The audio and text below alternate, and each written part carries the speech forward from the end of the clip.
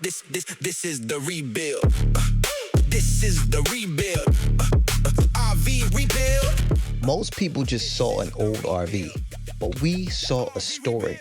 I'm Michael, this is my wife Cheryl, and our son Arrow. And together, we're traveling the road of restoration. We saw potential. We saw memories waiting to be made. We saw something broken that still had purpose. And honestly, that's what God sees when he looks at us. This is not just a rebuild. This is a picture of what God does with us.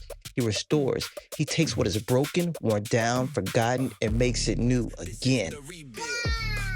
Out of the old comes something new. Ex verte novum. But restoration takes work, blood, sweat, and tears.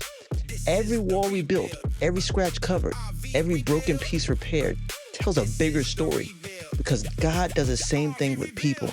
He rebuilds hearts, he restores families, he gives purpose where there was pain.